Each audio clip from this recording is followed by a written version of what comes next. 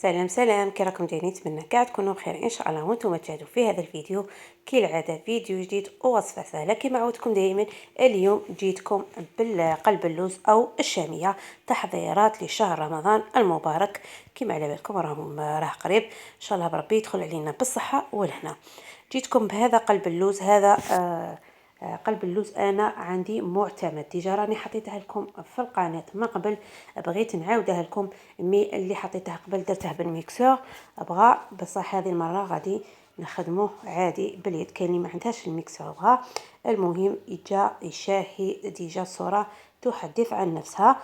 المهم البنات بلا ما نطول عليكم فيديو، ما تنساوش ديروا لي اشتراك وتفعلوا الجرس باش يوصلكم كل جديد. وما ننساوش نصلوا على النبي عليه افضل الصلاه والسلام ونقولوا بسم الله.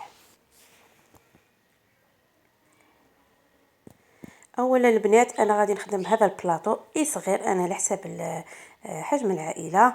المهم عندي هذا البلاطو فيه 21 على 21. المهم البنات غادي نوريكم الطريقه تاني كيفاش تعرفوا بالميزان. انا درت هذا بلاطو صغير، تقولي تي انا عندي بلاطو كبير كيفاش نعرف السميد؟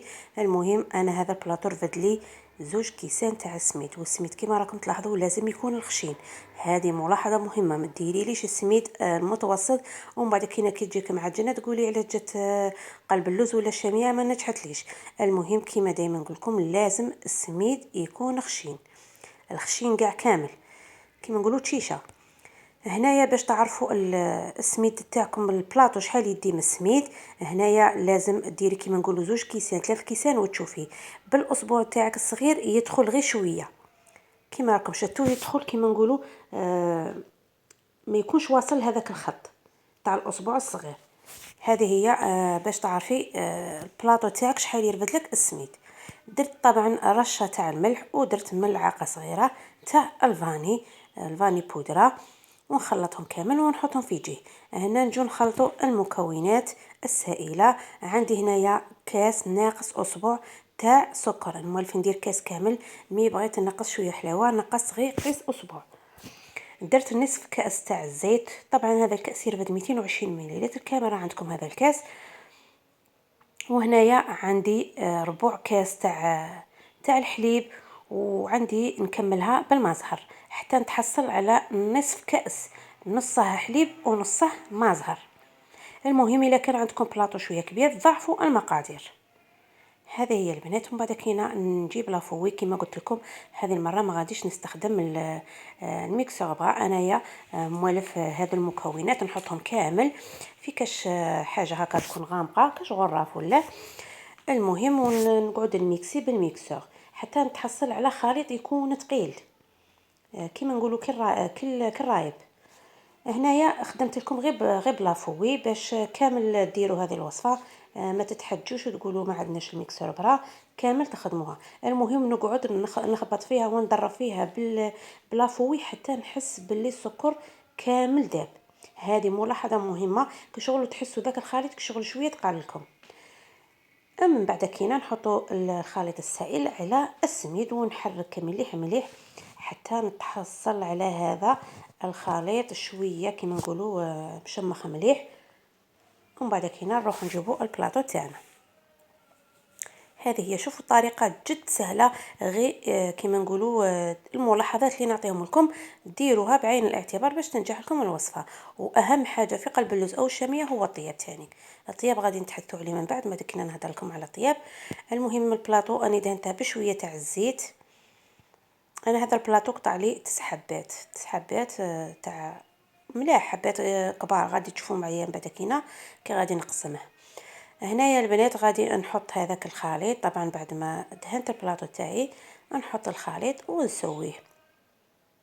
وطبعا غادي نسويه بالملعقه. غادي نوخر هذه نسطح كشغل نسوي كاع السميده تاعي. ومن بعد كاين نجيب ملعقه عادي تاع اينوكس باش تساعدني باش نسوي لها السطح تاعها.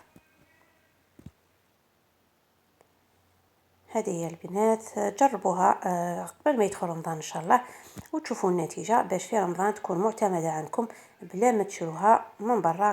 كما راكم عارفين كلش راه غالي كلش راه غالي. ان شاء الله بربي تخدمي في رمضان كلش في دارك. غادي كل مرة نبدا نحط لكم وصفات ساهلين وناجحين في نفس الوقت. كما راكم تشوفوا راني نسوي السطح تاع البلاطو تاعي غير بظهر الملعقه، وهنايا بغيت نتاكد باش يكون السطح املس. جبت هذه الكوبات، نتوما ما عندكمش ديروا غير بالملعقه تكفي. هنا غادي نطراسي برك ماشي نقسم حتى للتحت.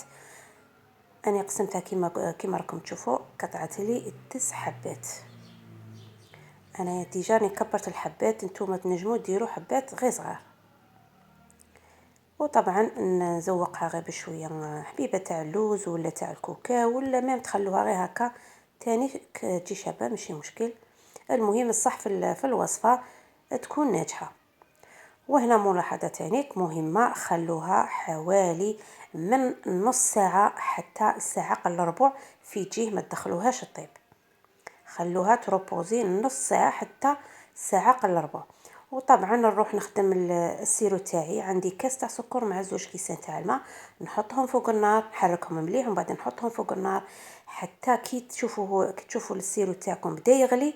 10 دقائق بالساعه، عدوا لها 10 دقائق وطفوا. ومن بعد كي نضيفوا له المازال، انا المازال غير وريته لكم، ما ضفتهش حتى كي غلالي الشربات تاعي 10 دقائق وطفيت عليها. هنا جبت هذا الكاس تاع لاتاي درت النصف تاعو. نتوما الا ضاعفتوا المقادير عمروا الكاس تاع لاتاي، عمروه ديروه كاس كامل تاع لاتاي، ديروه كاس كامل تاع مازهر. وهنايا نتحدث لكم على الطياب. بعد ما فاتت لي انايا فايت نص ساعه خليتها برا، دخلتها على 160 درجه، خلوها طيب غير في غرضها في الرف الوسطاني. ومن بعد كينا خلوه حتى تشوفوا الحواف حمرين. كي نقول لكم حمرين حمرين ماشي لون ذهبي، يكون حمر كيما نقولوا لون غامق في الحواشي. من بعد كينا شعلوا عليه، شعلوا عليها من الفوق، وتاني عطوها اللون ماشي ذهبي، عطوها اللون غامق شويه من الفوق، ماشي راح تنحرق وماشي فاني ككلاغ. المهم قلب اللوز او شاميه هكا كطيب باش يجيكم هذاك اللون الشباب من الداخل.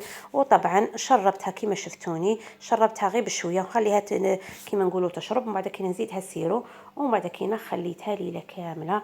هذه تاني ملاحظه مهمه، ما تقطعوهاش في نفس النهار، ولا كيما نقولوا تفوت عليها غير ساعه ولا ساعتين. خلوها تشرب في غرضها وتتعسل في غرضها. انا خليتها ليله كامله، ومن بعد كي قطعتها لكم كما راكم تلاحظوا جات ما شاء الله. شهيتكم بالجنه حباباتي. المهم وصفه ناجحه 100%. انا هذه ما نستغناش عليها وما نبدلهاش. غير كيما قلت لكم راني دايرتها قبل، غادي نحط لكم الرابط تاع الفيديو. درتها قبل معكم شهيه. هذوك السوائل درتهم بالميكسور، وهذه المره درتها لكم بلا ميكسور. المهم البنات ان شاء الله بربي الوصفه تاع اليوم تكون عجبتكم، وتجربوها هذو الايامات، ولا تقيدوها تسجلوها عندكم باش ديروها في شهر رمضان ان شاء الله. ونلقاكم في فيديو اخر ان شاء الله. مع السلامه.